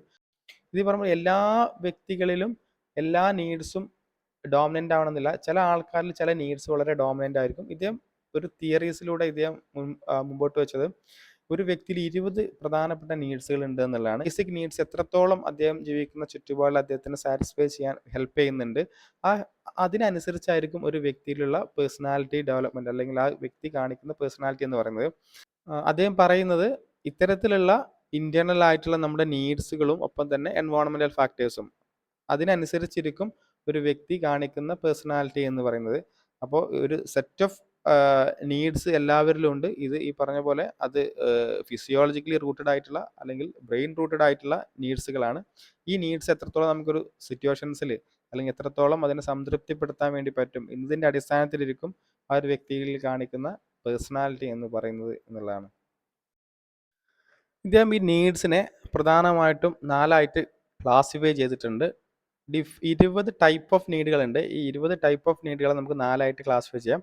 അതിൽ ഏറ്റവും പ്രധാനപ്പെട്ട ഒന്നാണ് പ്രൈമറി നീഡ് അല്ലെങ്കിൽ വിസറോജനിക് നീഡ് എന്ന് പറയാം. അല്ലെങ്കിൽ ഇത് മറ്റൊരർത്ഥത്തിൽ ഒരു ഫിസിയോളജിക്കൽ നീഡ്സ് ആണ്. ഒരു വ്യക്തിക്ക് സർവൈവ് ചെയ്യാൻ വേണ്ടിയിട്ട് വളരെ അത്യാവശ്യമായിട്ടുള്ള നീഡ്സുകളാണ് പ്രൈമറി നീഡ്സ് എന്ന് പറയുന്നത്. ഈ പറഞ്ഞ പോലെ ഹങ്കർ, തേസ്റ്റ് ഇതൊക്കെ ഒരു വിസറോജനിക് നീഡ്സ് അല്ലെങ്കിൽ ഫിസിയോളജിക്കൽ നീഡായിട്ട് നമുക്ക് കാണാം. വേറൊരു ഗ്രൂപ്പ് ഓഫ് നീഡ്സ് ആണ് സെക്കൻഡറി അല്ലെങ്കിൽ സൈക്കോജനിക് നീഡ്സ് എന്ന് പറയുന്നത്. ഒരു വ്യക്തിയിൽ ഇമോഷണലി സാറ്റിസ്ഫാക്ഷൻ കിട്ടുന്ന നീഡ്സുകളാണ് സെക്കൻഡറി നീഡ്സ് എന്ന് പറയുന്നത്. ഫസ്റ്റ് പറഞ്ഞിട്ടുണ്ടായിരുന്നത് പറഞ്ഞ പോലെ സർവൈവലിന് ഹെൽപ്പ് ചെയ്യുന്നതാണ്. സെക്കൻഡറി നീഡ്സ് പലപ്പോഴും ഇമോഷണൽ ആയിട്ടുള്ള സാറ്റിസ്ഫാക്ഷൻ ഹെൽപ്പ് ചെയ്യുന്നതാണ്. ഈ പറഞ്ഞ പോലെ അച്ചീവ്മെൻറ്റ്, അഫിലിയേഷൻ ഇങ്ങനെയുള്ള നീഡ്സുകളൊക്കെ സെക്കൻഡറി നീഡ്സുകളാണ്. ഈ സെക്കൻഡറി നീഡ്സുകൾ പ്രൈമറി നീഡ്സിന് അത്ര തന്നെ ഈ പറഞ്ഞ പോലെ വ്യക്തിയിൽ ഇമ്പോർട്ടൻ്റ് അല്ല. പ്രാഥമികമായിട്ടൊരു വ്യക്തിയിൽ സർവൈവൽ നീഡ്സ് കിട്ടിയതിന് ശേഷമായിരിക്കും നമ്മൾ സെക്കൻഡറി നീഡ്സിന് സാറ്റിസ്ഫൈ ചെയ്യാൻ വേണ്ടി നോക്കുന്നത് എന്നുള്ളതാണ്. മറയുടെ 20 നീഡുകളിൽ ഏറ്റവും കൂടുതൽ വരുന്നത് സെക്കൻഡറി നീഡ്സുകളാണ് എന്നുള്ളതാണ്. അതുപോലെ തന്നെ മറ്റൊരു ക്ലാസിഫിക്കേഷനാണ് പ്രോ ആക്റ്റീവ് നീഡ്സും റിയാക്റ്റീവ് നീഡ്സും. പ്രോ ആക്റ്റീവ് നീഡ്സ് എന്ന് പറയുന്നത് പ്രത്യേകിച്ച് എക്സ്റ്റേണൽ ആയിട്ടുള്ള സ്റ്റിമുലസ് അല്ലെങ്കിൽ എൻവയോൺമെന്റൽ ആയിട്ടുള്ള സ്റ്റിമുലസ് ഒന്നും ഇല്ലാതെ തന്നെ ഒരു വ്യക്തി സ്പോണ്ടേനിയസ്ലി അറൈസ് ചെയ്യുന്ന നീഡ്സുകളാണ് പ്രോ ആക്റ്റീവ് നീഡ്സ് എന്ന് പറയുന്നത്. ഈ നേരത്തെ പറഞ്ഞ പോലെ ഇത് ഓവർലാപ്പിംഗ് ആണ്. ഈ പറഞ്ഞ പോലെ നമുക്ക് ഭക്ഷണം കഴിക്കാനുള്ള നീഡ് വരുന്നത്. പ്രോ ആക്റ്റീവ് പ്രത്യേകിച്ച് ഫുഡ് കാണാതെ തന്നെ, ഫുഡിൻ്റെ സ്റ്റിമുലേഷൻ ഇല്ലാതെ തന്നെ നമുക്ക് പ്രോ ആക്റ്റീവായിട്ട് സ്പോണ്ടേനിയസ്ലി വിശക്കുന്ന സമയത്ത് ആ ഒരു നീഡ് വരുന്നത് എന്ന് പറയുന്നത് ഒരു പ്രോ ആക്റ്റീവ് നീഡാണ്. റിയാക്റ്റീവ് നീഡ് എന്ന് പറഞ്ഞാൽ ഒരു എൻവയോൺമെൻറ്റൽ സ്റ്റിമുലി പ്രസൻ്റ് ആകുന്ന സമയങ്ങളിൽ മാത്രം നമുക്ക് വരുന്നതാണ് റിയാക്റ്റീവ് നീഡ്. ഇപ്പോൾ ഹാം അവോയ്ഡൻറ്റ് ഒരു നീഡായിട്ടാണ്. ഹാം അവോയ്ഡൻറ്റ് എന്ന് പറഞ്ഞാൽ നമുക്കൊരു ഡേഞ്ചർ ആയിട്ടുള്ള സിറ്റുവേഷൻസ് വരുമ്പോൾ നമുക്ക് ഹാംഫുള്ളി അത് ബാധിക്കാതെ അല്ലെങ്കിൽ നമുക്കത് അവോയ്ഡ് ചെയ്യാനുള്ള ഒരു മോട്ടിവേഷൻ, ഒരു നീഡാണ് ഹാം അവോയ്ഡ് എന്ന് പറയുന്നത്. അത് ആ ഒരു നീഡ് ഇനീഷ്യേറ്റ് ചെയ്യുന്നത് അല്ലെങ്കിൽ ആ ഒരു നീഡ് ആക്ടിവേറ്റ് ആവുന്നത് ഒരു ഡേഞ്ചർ ആയിട്ടുള്ള സിറ്റുവേഷൻസിൽ മാത്രമായിരിക്കും. അല്ലെ, വളരെ സേഫായിട്ട് ഒരാളിൽ ഹാം അവോയ്ഡ് ചെയ്യാനുള്ള നീഡ് വളർന്നു വരേണ്ട ആവശ്യമില്ലല്ലോ. അപ്പോൾ അത്തരത്തിലൊരു എൻവയോൺമെൻറ്റൽ സ്റ്റിമുലി ഉള്ള സമയത്ത് വരുന്നത് റിയാക്റ്റീവ് നീഡ്സും, പ്രത്യേകിച്ച് എൻവയോൺമെൻറ്റൽ സ്റ്റിമുലസ് ഇല്ലാതെ തന്നെ ഒരു വ്യക്തിയിൽ സ്പോണ്ടേനിയസ്ലി ആ ഒരു നീഡിൻ്റെ ഭാഗമായിട്ട് തന്നെ സ്പോണ്ടേനിയസ്ലി വളർന്നു വരുന്നതാണ് പ്രൊആക്റ്റീവ് നീഡ് എന്ന് പറയുന്നത്. ഇനി ഒരുപാട് നീഡ്സ് അദ്ദേഹം ലിസ്റ്റ് ചെയ്തിട്ടുണ്ട്. അതിൽ പ്രധാനപ്പെട്ട 20 നീഡ്സുകൾ അദ്ദേഹം പ്രത്യേകം മനസ്സിലാക്കിയിട്ടുണ്ട്. ഇതിൽ ചില ബുക്കിൽ നമുക്ക് 20-ൽ കൂടുതൽ നീഡ്സിനെ കാണാൻ പറ്റും. അത് പിന്നീടുള്ള സ്റ്റഡീസുകളൊക്കെ ചില നീഡ്സിനെ എഗെയിനിങ് എക്സ്റ്റെൻഡ് ചെയ്യുകയുണ്ടായി. അപ്പോൾ പ്രധാനപ്പെട്ട ചില നീഡ്സുകളാണ് നമ്മൾ പറയുന്നത്. നെക്സ്റ്റ് നമ്മൾ ഡിസ്കസ് ചെയ്യാൻ പോകുന്നത് മറയുടെ 20 നീഡാണ്. അതിൽ പ്രധാനമായിട്ട് ഒരു നീഡാണ് അബേസ്മെൻറ്റ് എന്ന് പറയുന്നത്. Abasement to submit passively to external force. നമ്മളൊരു എക്സ്റ്റേണൽ ഫോഴ്സിനോട് അല്ലെങ്കിൽ ഒരു ഡോമിനൻ്റ് ആയിട്ടുള്ള ഒരാളോടൊക്കെ നമ്മൾ പലപ്പോഴും സബ്മിറ്റ് ചെയ്ത് പോകാറുണ്ട്, അല്ലെങ്കിൽ അവരോട് കീഴ്പ്പെട്ട് പോകാറുണ്ട്, അല്ലെങ്കിൽ നമ്മൾ അതിനെ അംഗീകരിക്കാറുണ്ട്. ഇതാണ് അബേസ്മെൻറ്റ് നീഡ് എന്ന് പറയുന്നത്. ഈ പറഞ്ഞ പോലെ നമുക്കൊരു തെറ്റ് പറ്റുകയാണെങ്കിൽ അല്ലെങ്കിൽ നമുക്കൊരു ഇറർ പറ്റുകയാണെങ്കിൽ നമ്മൾ അതിനെ അംഗീകരിക്കുക. അതൊരു അബേസ്മെൻറ്റ് നീഡാണ്. നമുക്കൊരു എന്തെങ്കിലും ഒരു വർക്കിനിടയിൽ ഒരു തെറ്റ് പറ്റുമ്പോൾ നമ്മൾ അതിന് ക്ഷമ ചോദിക്കാനുള്ള നമ്മുടെ നീഡ് എന്ന് പറയുന്നത് അബേസ്മെൻ്റ് ആണ് എന്നുള്ളതാണ്. ഇങ്ങനത്തെ ഒരുപാട് നമ്മളെ എന്തെങ്കിലും ശിക്ഷ നമ്മൾക്ക് പറ്റിയിട്ടുണ്ട്, അത് നമ്മൾ വാങ്ങുക. എന്തെങ്കിലും ഒരു ഫൈന് കിട്ടിയിട്ടുണ്ടെങ്കിൽ നമ്മൾ അത് അടക്കാൻ വേണ്ടി ശ്രമിക്കുക. അല്ലെങ്കിൽ നമുക്കൊരു ബ്ലെയിം അല്ലെങ്കിൽ നമുക്കൊരു ഇഞ്ചുറി പറ്റിയിട്ടുണ്ടെങ്കിൽ അതിനെ അക്സെപ്റ്റ് ചെയ്യുന്നത്, ഇങ്ങനെയുള്ള അല്ലെങ്കിൽ നമുക്കൊരു തെറ്റ് പറ്റിയിട്ടുണ്ടെങ്കിൽ നമ്മളൊരു സോറി പറയുന്നത്, അതൊക്കെ നമ്മുടെ അബേസ്മെൻറ്റ് നീഡാണ്. എക്സ്റ്റേണൽ ഫോഴ്സിനോട് നമ്മൾ പാസീവ്ലി സബ്മിറ്റ് ചെയ്യാനുള്ള ഒരു ഫോഴ്സാണ്, അല്ലെങ്കിൽ അത്തരത്തിലൊരു ഫോഴ്സിനെയാണ് നമ്മൾ അബേസ്മെൻറ്റ് നീഡ് എന്ന് പറയുന്നത്. അതുപോലെ അച്ചീവ്മെൻറ്റ് നീഡ് എന്ന് പറയുന്നത്, അച്ചീവ്മെൻറ്റ് സംതിങ് അക്കംപ്ലിഷ് ചെയ്യുക. ഒരു ഡിഫിക്കൽട്ട് ആയിട്ടുള്ള കോണ്ടെക്സ്റ്റിൽ നമുക്ക് അതിനെ നേടിയെടുക്കാനുള്ള നമ്മുടെ ഒരു നീഡ് ഉണ്ട്. അതാണ് അബേസ്മെൻറ്റ് നീഡ് എന്ന് പറയുന്നത്. നമ്മളൊരു ഒരു മിലിറ്ററി പേഴ്സൺ അല്ലെങ്കിൽ എന്തെങ്കിലും ഒരു അത്ലറ്റിക് പേഴ്സൺ, അദ്ദേഹത്തിന് ഒരു മെഡൽ കിട്ടാൻ വേണ്ടിയിട്ട് അദ്ദേഹം ശ്രമിക്കുന്നത്, അല്ലെങ്കിൽ അദ്ദേഹം രാവിലെ എണീറ്റ് പ്രാക്ടീസ് ചെയ്യുന്നത്, ഇതൊക്കെ ഒരു അച്ചീവ്മെൻറ്റ് നീഡ്സിന് ഫോഴ്സ്ഫുള്ളി ആയിട്ടുള്ള ഫാക്ടറാണ്. അപ്പോൾ ഇതാണ് അച്ചീവ്മെൻറ്റ് നീഡ് എന്ന് പറയുന്നത്. അപ്പോൾ അതിന് അഫിലിയേഷൻ നീഡ്സ് എന്ന് പറയുന്നത് ഈ പറഞ്ഞ പോലെ നമുക്കൊരു ഗ്രൂപ്പിനോട് എൻഗേജ് ചെയ്യാൻ അല്ലെങ്കിൽ വേറൊരു വ്യക്തിയുമായിട്ട് ഇൻറ്ററാക്ട് ചെയ്യാനൊക്കെയുള്ള നമ്മുടെ താല്പര്യങ്ങൾ, അത്തരത്തിലുള്ള മോട്ടിവേറ്റിംഗ് ഫോഴ്സാണ് അഫിലിയേഷൻ നീഡ് എന്ന് പറയുന്നത്. ഇപ്പോൾ നമ്മളൊരു ഗെറ്റ് ടുഗദർ വെക്കുന്ന സമയങ്ങളിൽ അല്ലെങ്കിൽ ഫാമിലി ഗ്യാതറിങ്സിലൊക്കെ നമ്മൾ പോകുന്നതൊക്കെ ഒരു വ്യക്തിയിൽ അഫിലിയേഷൻ നീഡ്സ് ഉള്ളത് കൊണ്ടാണെന്നുള്ളതാണ്. അതുപോലെ അഗ്രഷൻ നീഡ് എന്ന് പറയുന്നത്, അല്ലെങ്കിൽ മറ്റുള്ളവരെ ആക്രമിക്കാനും അറ്റാക്ക് ചെയ്യാനും അല്ലെങ്കിൽ ഇഞ്ചുറി വരുത്താനൊക്കെ ഉള്ള ഒരു നീഡ് നമ്മളിൽ ഉണ്ട് എന്നുള്ളതാണ്. അതുകൊണ്ടാണ് നമ്മൾ ഇപ്പോൾ രാജ്യങ്ങൾ തമ്മിൽ യുദ്ധങ്ങൾ സംഭവിക്കുന്നത്, അല്ലെങ്കിൽ വേറെ വ്യക്തി നമ്മൾ ആക്രമിക്കുന്നത്, ഇതൊക്കെ അഗ്രഷൻ നീഡ് നമ്മളുടെ ഉള്ളിലുണ്ട്. അതുപോലെ ഓട്ടോണമി നീഡ് ഉണ്ട്. അതുപോലെ ഓട്ടോണമി നീഡ് എന്ന് പറയുന്നത് നമ്മൾ ഇടപെടുന്ന ആ ഒരു എൻവയോൺമെൻറ്റിൽ നമുക്ക് ഡോമിനൻ്റ് നമ്മുടെ തീരുമാനങ്ങൾ എസ്റ്റാബ്ലിഷ് ചെയ്യാൻ വേണ്ടി നമ്മൾ ശ്രമിക്കുന്നതാണ് ഓട്ടോണമി നീഡ്. ഇപ്പോൾ ഒരു കുട്ടി അല്ലെങ്കിൽ അദ്ദേഹത്തിൻ്റെ സമപ്രായക്കാരുമായി അടുത്ത ഒരു സ്ഥലത്ത് അല്ലെങ്കിൽ ഒരു വ്യക്തി നമുക്ക് മാനേജ് ചെയ്യാൻ പറ്റുന്ന ആ ഒരു കോണ്ടെക്സ്റ്റിൽ, അല്ലെങ്കിൽ നമ്മുടെ വർക്ക് സ്പേസിലൊക്കെ തന്നെ, അല്ലെങ്കിൽ നമ്മുടെ സുഹൃത്തുക്കൾക്കിടയിൽ നമ്മൾ എന്തെങ്കിലും ഒരു നമ്മുടെ ഒരു ഇഷ്ടം നമ്മളവിടെ മറ്റൊരാളുടെ ഹെൽപ്പോട് കൂടി ഇല്ലാതെ അല്ലെങ്കിൽ വേറെ ആളുടെ സജഷനൊന്നും തന്നെ നമ്മൾ കേൾക്കാതെ നമ്മൾ ചെയ്യുന്നത് ഒരു ഓട്ടോണമി നീഡാണ്. നമുക്ക് ഒരു ഹോട്ടലിൽ കയറിയിട്ട് നമുക്ക് ഇഷ്ടമുള്ള ഭക്ഷണം കഴിക്കുന്നത്, അല്ലെങ്കിൽ നിങ്ങൾക്ക് ഇഷ്ടമുള്ള കോഴ്സ് എടുക്കുന്നത്, ഇഷ്ടമുള്ള ജോലിക്ക് പോകുന്നത്, ഇഷ്ടമുള്ള സിനിമയ്ക്ക് പോകുന്നത്, ഇതൊക്കെ നമ്മുടെ ഓട്ടോണമി നീഡാണ്. ഇതൊരു എല്ലാവരിലും ഇത്തരത്തിൽ നമുക്ക് സ്വന്തമായിട്ട് മറ്റൊരാളെ ഡിപ്പെൻഡ് ചെയ്യാതെ ചെയ്യാനുള്ള ഒരു മോട്ടിവേഷൻസ് ഉണ്ട് എന്നുള്ളതാണ്. അതുപോലെ തന്നെ മറ്റൊന്നാണ് കൗണ്ടർ ആക്ഷൻ. അഥവാ നമുക്കൊരു ഫെയിലിയർ പറ്റിക്കഴിഞ്ഞാൽ അതിൽ നിന്ന് നമ്മൾ തിരിച്ചു വരാനുള്ള ഒരു മോട്ടിവേഷനാണ് കൗണ്ടർ ആക്ഷൻ എന്ന് പറയുന്നത്. ഇപ്പോൾ ഒരാൾ എക്സാമിൽ ഫെയിലിയർ ആയാൽ സപ്ലിക്ക് വീണ്ടും അദ്ദേഹം എക്സാമിന് വേണ്ടി റെഡി ആവുന്നതും അല്ലെങ്കിൽ ഒരു പ്രാവശ്യം വീണ് പോയിട്ട് വീണ്ടും എണീക്കുന്നത്, ഇങ്ങനെയുള്ള തോറ്റുപോയിട്ട് എഗെയിനിങ് അതിന് വേണ്ടി ശ്രമിക്കുന്നതാണ് കൗണ്ടർ ആക്ഷൻ എന്ന് പറയുന്നത്. അതുപോലെ തന്നെ ഡിഫെൻഡൻസ് എന്ന് പറയുന്നത് നമുക്ക് ബ്ലെയിം അല്ലെങ്കിൽ മറ്റുള്ളവർ ബ്ലെയിം ചെയ്യുമ്പോൾ അല്ലെങ്കിൽ മറ്റുള്ളവർ നമ്മളെ കുറ്റപ്പെടുത്തുന്ന സമയത്ത്, നമ്മൾ വിമർശിക്കുന്ന സമയത്ത് അതിനെ ഡിഫെൻഡ് ചെയ്യാനുള്ള ഒരു മോട്ടിവേഷനാണ് അല്ലെങ്കിൽ നീഡാണ് ഡിഫെൻഡൻസ് എന്ന് പറയുന്നത്. അപ്പോൾ നമ്മൾ നമ്മുടെ ഭാഗം ശരിയാക്കാൻ വേണ്ടിയിട്ട് നമ്മൾ അവരോട് പറയുന്നത്, അല്ലെങ്കിൽ നമ്മുടെ ഭാഗം വ്യക്തമാണെന്ന് അവർക്ക് നമ്മൾ വിശദീകരിച്ച് കൊടുക്കുന്നത് ഒക്കെ ഒരു ഡിഫെൻഡൻസ് നീഡാണ് എന്നുള്ളതാണ്. അതുപോലെ തന്നെ ഡിഫറൻസ് എന്ന് പറയും. ഡിഫറൻസ് എന്ന് പറയുന്നത് നമുക്ക് നമ്മളെക്കാൾ എക്സ്പീരിയൻസ് ഉള്ള അല്ലെങ്കിൽ നമ്മളെക്കാൾ അനുഭവ സമ്പത്തുള്ള ആൾക്കാരോട് നമ്മൾ സപ്പോർട്ട് ചോദിക്കുക. ഇപ്പോൾ ഒരു ഓർഗനൈസേഷനിൽ വർക്ക് ചെയ്യുന്ന ഒരു വ്യക്തി പിന്നീട് അദ്ദേഹത്തിന് മിസ്റ്റേക്കുകൾ വരാതിരിക്കാൻ വേണ്ടിയിട്ട് നമ്മൾ എന്ത് ചെയ്യും, അതിനേക്കാൾ നമ്മുടെ സൂപ്പർവൈസറോട് അല്ലെങ്കിൽ നമ്മൾ ആ ഒരു വിഷയത്തെക്കുറിച്ച് അറിയുന്നവരോട് നമ്മൾ എന്ത് ചെയ്യാണ്, സപ്പോർട്ട് ചോദിക്കുന്നത് ഒരു ഡിഫറൻസ് ആണ്. അല്ലെങ്കിൽ ഈ പറഞ്ഞ പോലെ മറ്റൊരു കോണ്ടെക്സ്റ്റിൽ നമുക്കൊരു ഹെൽപ്പ് വേണം, നമ്മൾ ഒരാളോട് ചോദിക്കുന്നത് ഡിഫറൻസ് ആണ് എന്നതാണ്. അതുപോലെ തന്നെ മറ്റൊരു നീഡാണ് ഡോമിനൻസ് നീഡ് എന്ന് പറയുന്നത്. ഡോമിനൻസ് നീഡ് എന്ന് പറഞ്ഞാൽ മറ്റുള്ളവരുടെ ബിഹേവിയേഴ്സിനെ കൺട്രോൾ ചെയ്യാനുള്ള ഒരു നീഡ് നമ്മളിൽ ഉണ്ടാവും എന്നുള്ളതാണ്. അതാണ് ഡോമിനൻസ് നീഡ്. ഒരാൾക്ക് അധികാരത്തോട് താല്പര്യം ഉണ്ടെങ്കിൽ അതിൻ്റെ കാരണം അയാൾക്ക് ഡോമിനൻസ് നീഡ് അധികമാണെന്നുള്ളതാണ്. ഡോമിനൻസ് അധികാരം കിട്ടിയാൽ മാത്രമേ വേറൊരാളെ നിയന്ത്രിക്കാൻ പറ്റുള്ളൂ. അപ്പം ഇങ്ങനെ വേറൊരാളുടെ ആക്ഷനെയും ബാക്കിയുള്ളവരുടെ ബിഹേവിയേഴ്സിനെയും ഒക്കെ നമുക്ക് നിയന്ത്രിക്കാൻ അല്ലെങ്കിൽ അതിനെ ഇൻഫ്ലുവൻസ് ചെയ്യാനുള്ള ഒരു നീഡ് ഉണ്ടാകുമ്പോൾ അത് ഡോമിനന്റ് നീഡ് എന്ന് പറയുന്നത്. അതുപോലെ തന്നെ എക്സിബിഷൻ അഥവാ മറ്റുള്ളവരെ എന്റർടൈൻ ചെയ്യിക്കാൻ അല്ലെങ്കിൽ ബാക്കിയുള്ള ഇംപ്രസ് ചെയ്യിപ്പിക്കാനുള്ള ഒരാളുടെ നീഡാണ് എക്സിബിഷൻ എന്ന് പറയുക. അപ്പോൾ എന്തെങ്കിലും എന്റർടൈൻ ചെയ്യുന്ന രീതിയിൽ കാണിച്ചിട്ട് മറ്റുള്ളവരെ എന്ത് ചെയ്യാണ്, ഇംപ്രസ് ചെയ്യിപ്പിക്കാനുള്ള ഒരു നീഡ് വ്യക്തിയിലുണ്ട് എന്നുള്ളതാണ്. അതുപോലെ തന്നെ ഞാൻ നേരത്തെ പറഞ്ഞ പോലെ harm avoidance need. Harm avoidance നമ്മളെപ്പോഴും നമ്മുടെ ഫിസിക്കിനെ അല്ലെങ്കിൽ നമ്മുടെ ശരീരത്തെ ഒക്കെ തന്നെ പ്രൊട്ടക്ട് ചെയ്യാൻ ശ്രമിക്കും. എക്സ്റ്റേണൽ ആയിട്ടുള്ള ഇൽനെസ് അല്ലെങ്കിൽ വളരെ ഡേഞ്ചർ ആയിട്ടുള്ള സിറ്റുവേഷൻസ് വരികയാണെങ്കിൽ അവിടെ നമ്മൾ ഫിസിക്കൽ ഇഞ്ചുറീസ് വരാതെ നമ്മളെ കാത്തു സൂക്ഷിക്കുന്നത് ഹാം അവോയ്ഡൻസ് ആണ്. നമുക്ക് ഹാം ഇല്ലാതെ നമ്മളെ പ്രൊട്ടക്ട് ചെയ്യാൻ വേണ്ടി നമ്മൾ ശ്രമിക്കുന്ന ഒരു നീഡാണ് ഹാം അവോയ്ഡൻസ് എന്ന് പറയുന്നത്. മറ്റൊന്നാണ് ഇൻഫോ അവോയ്ഡൻസ് എന്ന് പറയുന്നത്. ഇൻഫോ അവോയ്ഡൻസ് എന്ന് പറഞ്ഞാൽ ടു അവോയ്ഡിങ് എംബറാസ്മെന്റ്, അഥവാ നമുക്ക് ഒരു ഹ്യൂമിലിയേഷൻ അല്ലെങ്കിൽ നമ്മളെ മാനസികമായിട്ട് ഫെയിലിയർ ആക്കുന്ന ഒരു കണ്ടീഷൻസ് ഉണ്ടെങ്കിൽ അത്തരം കണ്ടീഷൻസിനെ അവോയ്ഡ് ചെയ്യാനുള്ള നമ്മുടെ നീഡാണ് ഇൻഫോ അവോയ്ഡൻസ് എന്ന്. അതുപോലെ തന്നെ നർച്ചുറൻസ് എന്ന് പറയുന്നത് നമുക്ക് മറ്റുള്ളവരെ ഹെൽപ്പ് ചെയ്യാൻ അല്ലെങ്കിൽ ബാക്കിയുള്ളവർക്ക് ഒരു നർച്ചുറൻസ്, ഒരു സിമ്പതി കൊടുക്കാനും സപ്പോർട്ട് കൊടുക്കാനുള്ള നമ്മുടെ നീഡാണ് നർച്ചുറൻസ് എന്ന് പറയുന്നത്.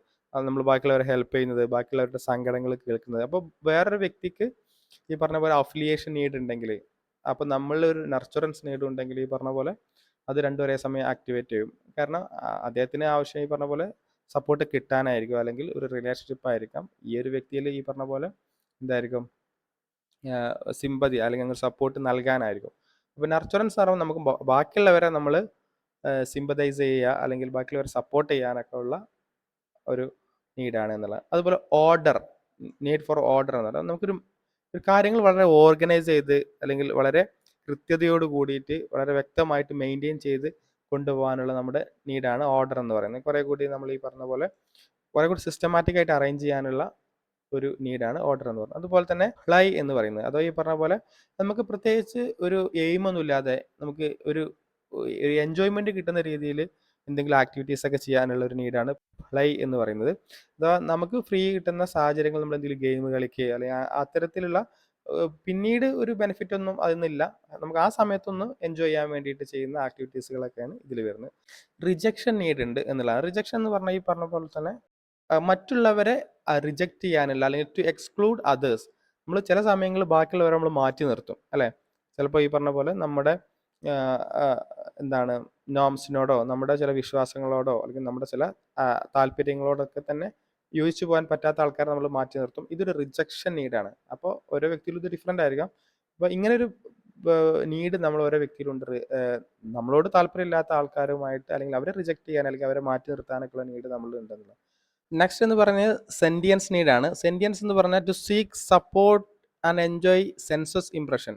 നമുക്ക് സെൻസറി ഓർഗൻസിന് ഇംപ്രഷൻസ് ഉണ്ടാക്കുന്ന അല്ലെങ്കിൽ അതിന് എൻജോയ്മെൻറ്റ് കിട്ടുന്ന കാര്യങ്ങളിൽ എൻഗേജ് ചെയ്യാനും അത്തരം കണ്ടീഷൻസിനോട് നമുക്കുണ്ടാവുന്ന നീഡാണ് സെൻറ്റിയൻസ് നീഡ് എന്ന് പറയുന്നത്. ഇപ്പോൾ ഈ പറഞ്ഞ പോലെ നല്ലൊരു കാഴ്ച കാണാം, നമുക്കൊരു പ്രകൃതി രമണീയമായിട്ടുള്ള ഒരു വിഷ്വൽ നമ്മൾ കാണുന്നത്, അല്ലെങ്കിൽ നല്ല ടേസ്റ്റുള്ള ഒരു ഭക്ഷണം കഴിക്കുന്നത്, അല്ലെങ്കിൽ ഒരു മ്യൂസിക് കേൾക്കുന്നത്, ഇതൊക്കെ നമ്മളെ സെൻസറി മൊഡാലിറ്റീസിന് അല്ലെങ്കിൽ സെൻസറി ഓർഗൻസിന് സാറ്റിസ്ഫാക്ഷൻ തോന്നുന്ന ഒന്നാണ് അല്ലേ. അപ്പോൾ ഇത്തരം നമ്മുടെ സെൻസറി ഇംപ്രഷൻസ് ഉണ്ടാക്കുന്ന അല്ലെങ്കിൽ അത്തരം എൻജോയ്മെൻറ്റ് കിട്ടുന്ന പ്രവൃത്തികളാണ്, അല്ലെങ്കിൽ അത്തരം പ്രവൃത്തികളിൽ എൻഗേജ് ചെയ്യാനുള്ള നീഡാണ് സെൻറ്റിയൻസ് എന്ന് പറയുന്നത്.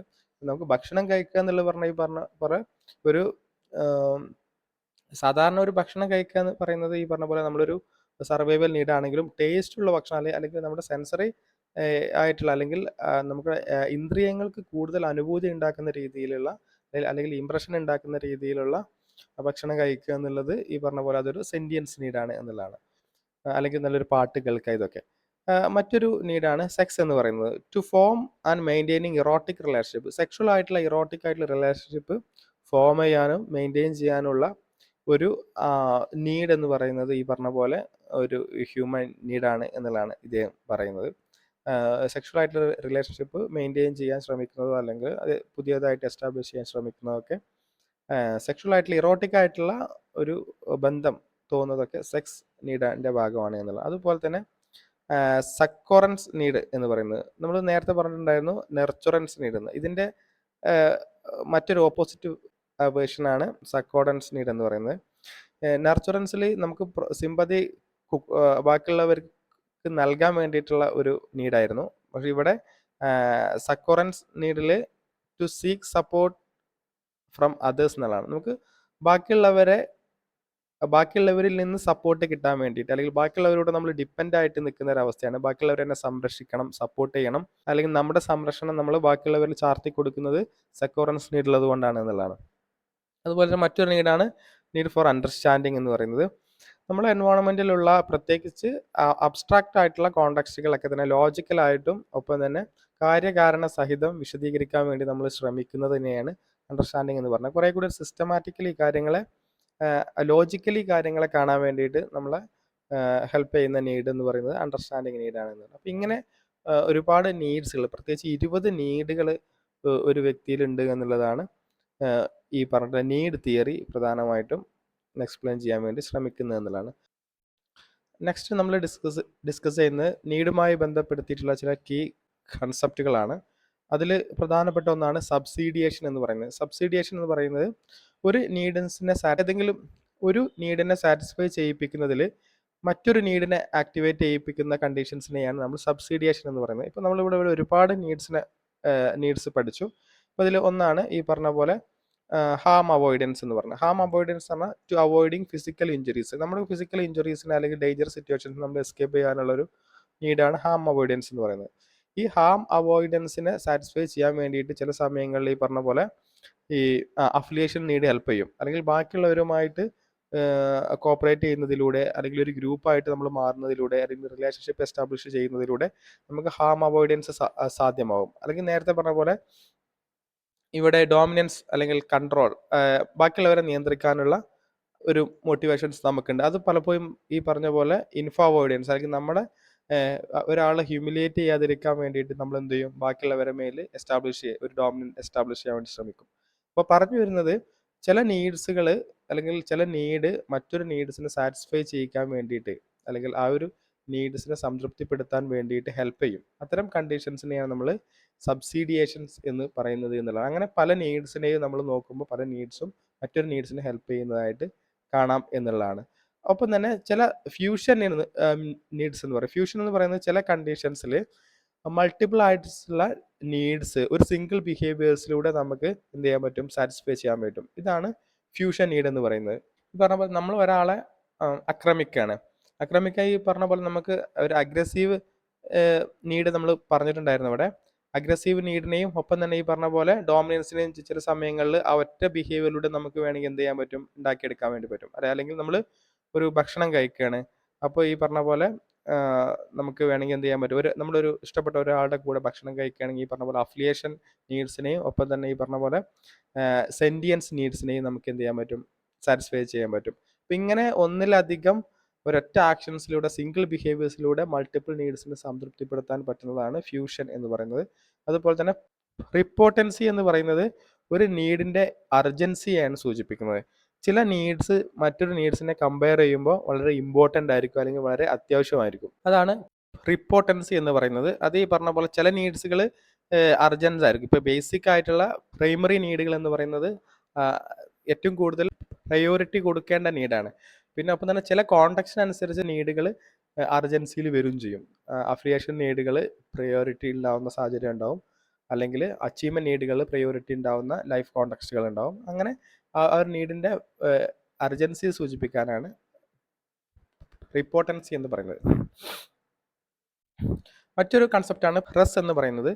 റസ് എന്ന് പറയുന്നത് ഈ നേരത്തെ പറഞ്ഞ പോലെ എൻവോൺമെൻ്റൽ ആയിട്ടുള്ള കോണ്ടെക്സ്റ്റ്, അല്ലെങ്കിൽ എൻവോൺമെൻറ്റ് ആൻഡ് പാസ്റ്റ് ഇവൻറ്റുകൾ, നമ്മൾ ഈ ഒരു നീഡ്സിനെ സാറ്റിസ്ഫൈ ചെയ്യിക്കാൻ വേണ്ടിയിട്ട് നമ്മുടെ പാസ്റ്റ് എക്സ്പീരിയൻസുകളോ നമ്മുടെ ലൈഫ് ഇവൻറ്റുകളൊക്കെ നമ്മളെ ഇൻഫ്ലുവൻസ് ആകുന്നതിനെയാണ് റസ് എന്ന് പറയുന്നത്. ഇപ്പോൾ ഈ പറഞ്ഞ പോലെ നമുക്കൊരു അച്ചീവ്മെൻറ്റ് നേരത്തെ ഉണ്ടായിട്ടുണ്ട്, നമുക്ക് ഓൾറെഡി നമ്മുടെ സ്കൂളുകളിലും അല്ലെങ്കിൽ നമ്മൾ പങ്കെടുത്തിട്ടുള്ള കോമ്പറ്റീഷൻ ഐറ്റംസിലും നമുക്ക് നല്ല അച്ചീവ്മെൻ്റ് ഉണ്ടെങ്കിൽ അത് ഈ ഒരു നീഡ്സിനെ ലേറ്റർ ലൈഫിൽ പിന്നീട് ഒരു കോണ്ടെക്സ്റ്റിൽ ആക്ടിവേറ്റ് ചെയ്യിപ്പിക്കുന്നതിൽ ഒരു ഇൻഫ്ലുവൻസിങ് ആയിട്ടുള്ള അല്ലെങ്കിൽ ഒരു പ്രധാനപ്പെട്ട റോള് അതിനുണ്ടാവും. അപ്പോൾ അത് ആ ഒരു എൻവോൺമെൻറ്റിലായി അല്ലെങ്കിൽ പാസ്റ്റ് ഇവൻറ്റ് ഈ ഒരു നീഡ്സിനെ ആക്ടിവേറ്റ് ചെയ്യുന്നതിൽ ഇൻഫ്ലുവൻസ് ചെയ്യുന്നതാണ്. അതാണ് ട്രസ് എന്ന് പറയുന്നത്. അതുപോലെ തന്നെ തീമ എന്ന് പറയുന്ന ഒരു വ്യക്തിയുടെ ബിഹേവിയറാണ് സാധാരണ തീമ എന്ന് പറയുന്നത്. ഇത് പ്രധാനമായിട്ടും കോമ്പിനേഷൻ ഓഫ് റസ് ആൻഡ് നീഡായിരിക്കും. ഒരു വ്യക്തിക്ക് എത്രത്തോളം മുൻകാല അനുഭവങ്ങൾ അല്ലെങ്കിൽ മുൻപ് പാസ്റ്റ് ഇവൻറ്റുകൾ എത്രത്തോളം ഉണ്ടായിട്ടുണ്ടോ, എത്രത്തോളം നീഡ് അഥവാ ഇൻഡിവിജ്വൽ നീഡ് അദ്ദേഹത്തിനുണ്ട്, ഇതിനനുസരിച്ചിട്ടുള്ള ഒരു ബിഹേവിയർ ആയിരിക്കും അദ്ദേഹത്തിന് ഉണ്ടാവുക എന്നുള്ളത്. അപ്പോൾ ഈ ഒരു കോമ്പിനേഷനാണ് സാധാരണ തീമ എന്ന് പറയുന്നത്. ഈ തീമ എന്ന് പറയുന്ന ഈ പറഞ്ഞ എൻവോൺമെൻറ്റിലും ഒപ്പം തന്നെ ഒരു വ്യക്തിയുടെ ഇൻഡിവിജ്വൽ നീഡ്സിൻ്റെയും ഒരു കോമ്പിനേഷനെയാണ് തീമ എന്ന് പറയുന്നത്. നെക്സ്റ്റ് നമ്മൾ ഡിസ്കസ് ചെയ്യാൻ പോകുന്നത് സ്റ്റേജസ് ഓഫ് ഡെവലപ്മെൻ്റ് ആണ്. ലൈഫ് സ്പാൻ സ്റ്റേജസിനെ അദ്ദേഹം കുറേ കൂടി ഹോളിസ്റ്റിക് ആയിട്ടുള്ള വ്യൂ പോയിന്റിലാണ് കണ്ടിട്ടുണ്ടായിരുന്നത്. അദ്ദേഹം കോംപ്ലക്സ് എന്നാണ് വിളിച്ചത്. കോംപ്ലക്സ് എന്ന് പറഞ്ഞാൽ 5 കോംപ്ലക്സുകളാണുള്ളത്. കോംപ്ലക്സ് ആണ് normal pattern of childhood development that influence adult personality. ഒരു അഡൾട്ട് പേഴ്സണാലിറ്റിയിൽ ഇൻഫ്ലുവൻസ് ചെയ്യുന്ന ഒരു വ്യക്തി, കുട്ടിക്കാലത്തെ ഒരു നോർമൽ ആയിട്ടുള്ള ഒരു വ്യക്തിയുടെ അല്ലെങ്കിൽ ഒരു കുട്ടിയുടെ ഡെവലപ്മെൻറ്റൽ പാറ്റേൺസിനെയാണ് അദ്ദേഹം കോംപ്ലക്സ് എന്ന് വിളിച്ചത്. ഇദ്ദേഹം ഫ്രോയിഡിനെ പോലെ തന്നെ ചൈൽഡ്ഹുഡിന് അമിതമായിട്ടുള്ള പ്രാധാന്യം കൊടുത്തിട്ടുണ്ടായിരുന്നു എന്നുള്ളതാണ്. അദ്ദേഹം പറഞ്ഞു 5 കോംപ്ലക്സുകളാണ് ഒരു വ്യക്തി, അല്ലെങ്കിൽ സ്റ്റേജസ് ഓഫ് ഡെവലപ്മെൻറ്റുകളാണ് ഒരു വ്യക്തിക്ക് ഉണ്ടാകുന്നത് എന്നുള്ളതാണ്. ഇത് തിയറീസിൽ അത്ര തന്നെ ഇമ്പോർട്ടൻസ് ഇല്ല, പക്ഷെ ഒരു ഡിഫറെൻ്റ് ആയിട്ടുള്ള ഒരു വ്യൂ പോയിന്റ് ആയിരുന്നു ഇദ്ദേഹത്തിൻ്റെ ഈ ഒരു കോംപ്ലക്സ് തിയറി എന്ന് പറയുന്നത്. അപ്പോൾ അതിൽ ഇദ്ദേഹം കുറേ കൂടി ഹോളിസ്റ്റിക് ആക്കാൻ വേണ്ടി ശ്രമിച്ചിരുന്നത് ഒരു കുട്ടിയുടെ ജനിച്ചതിന് ശേഷം മാത്രമല്ല, ജനിക്കുന്നതിന് മുൻപേ ഒരു വ്യക്തിയുടെ എക്സ്പീരിയൻസുകൾ അഡൾട്ട് പേഴ്സണാലിറ്റിയിൽ ഇൻഫ്ലുവൻസ് ചെയ്യാൻ വേണ്ടിയിട്ട് സാധ്യതയുണ്ട് എന്നുള്ളതാണ്. അദ്ദേഹം അതുകൊണ്ട് തന്നെ ക്ലസ്റ്ററൽ സ്റ്റേജ് എന്ന് പറഞ്ഞിട്ടാണ് അദ്ദേഹം കോംപ്ലക്സുകളെ തുടങ്ങിയിട്ടുണ്ടായിരുന്നത് എന്നുള്ളതാണ്. ഒരു കുട്ടി വൂമ്പിനകത്ത് അല്ലെങ്കിൽ ഗർഭപാത്രത്തിനകത്ത് ഇരിക്കുന്ന സമയത്ത് ഉണ്ടാവുന്ന അനുഭവങ്ങളെ, അവിടെ എത്രത്തോളം സെക്യൂർ ആയിട്ടുള്ള അറ്റ്മോസ്ഫിയർ ഉണ്ട്, അല്ലെങ്കിൽ എത്രത്തോളം നീഡ്സിനെ സാറ്റിസ്ഫൈ ചെയ്യാൻ പറ്റിയിട്ടുണ്ട് എന്നതിൻ്റെയൊക്കെ അടിസ്ഥാനത്തിൽ ഒരാളുടെ ലേറ്റർ പേഴ്സണാലിറ്റി ഡിറ്റർമൈൻ ചെയ്യുമെന്നുള്ളതാണ് പറഞ്ഞിട്ടുണ്ടായിരുന്നത്. ഒപ്പം തന്നെ ബാക്കിയുള്ളത് ഈ പറഞ്ഞ പോലെ ആഫ്റ്റർ ബർത്ത് ഓറൽ സ്റ്റേജ് അഥവാ അദ്ദേഹത്തിന് ന്യൂറിഷ്മെൻറ്റ് ആൻഡ് അഫെക്ഷൻ കിട്ടുന്ന സ്റ്റേജാണ്. പിന്നെ എയ്നൽ സ്റ്റേജ്, ഈ പറഞ്ഞ പോലെ ഡിഫിക്കേഷൻ പ്രോസസ്സിലൂടെയൊക്കെ അദ്ദേഹത്തിന് കിട്ടുന്ന സംതൃപ്തിയാണ് എയ്നൽ സ്റ്റേജിൽ കോംപ്ലക്സുകൾ ഡെവലപ്പ് ചെയ്യുന്നത്. അതുപോലെ തന്നെ യുറിത്രൽ സ്റ്റേജ് എന്ന് പറയുന്നത് ഒരു വ്യക്തിയുടെ അംബീഷൻസും സെൽഫ് എസ്റ്റീമും ഒക്കെ ഡെവലപ്പ് ചെയ്യുന്ന കോംപ്ലക്സ് ആണ് യുറിത്രൽ സ്റ്റേജ് എന്ന് പറയുന്നത്. അതുപോലെ തന്നെ ജെനൈറ്റൽ സ്റ്റേജ് എന്ന് പറയുന്നത് ഒരാളുടെ സെക്ഷൽ ഐഡൻറ്റിഫിക്കേഷനും വ്യക്തിയുടെ സെക്ഷൽ ഐഡൻറ്റിറ്റിയുമായി അല്ലെങ്കിൽ ഒരു വ്യക്തിയുടെ സെക്ഷൽ ഐഡൻറ്റിഫിക്കേഷൻസിന് സാധ്യമാവുന്ന സ്റ്റേജാണ് ജെനൈറ്റൽ സ്റ്റേജ് എന്ന് പറയുന്നത്. അപ്പോൾ ഇങ്ങനെ 5 കോംപ്ലക്സുകളാണ് അദ്ദേഹം പറഞ്ഞിട്ടുണ്ടായിരുന്നത് എന്നുള്ളതാണ്. ഇതിൻ്റെ ഒരു പ്രത്യേകത, ഒരു കുട്ടി ജനിക്കുന്നതിന് മുൻപ് തന്നെ ഒരു വ്യക്തിയുടെ ഡെവലപ്മെൻറ്റ് അല്ലെങ്കിൽ